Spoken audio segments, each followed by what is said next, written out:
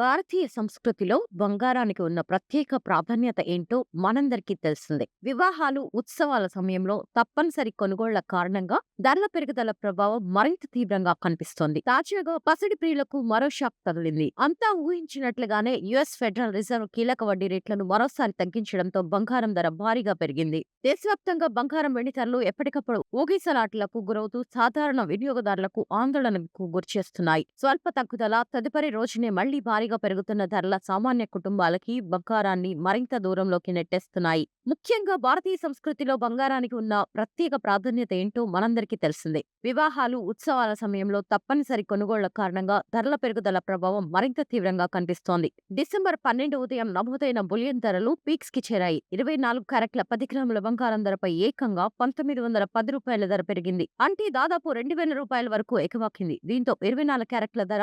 1,32,660 చేరుకుంది. అదే 22 క్యారెట్ల 10 గ్రాముల పసిడి ధర 1,21,600 వద్ద కొనసాగుతుంది. ప్రస్తుతం హైదరాబాద్, విజయవాడలో తులం బంగారం ధర 1,32,600 వద్ద కొనసాగుతోంది. ఇక వెండి విషయానికొస్తే కిలో వెండిపై కూడా భారీగా పెరిగింది. దీనిపై రూ. 3,000 వరకు ఎగవాకింది. ప్రస్తుతం కిలో వెండి ధర రూ. 2,04,000 వద్ద కొనసాగుతోంది. ఇక హైదరాబాద్, చెన్నై, కేరళలో మాత్రం ఇంకా భారీగా ఉంది. ఇక్కడ కిలో వెండి ధర రూ. 2,15,000 వద్ద కొనసాగుతోంది.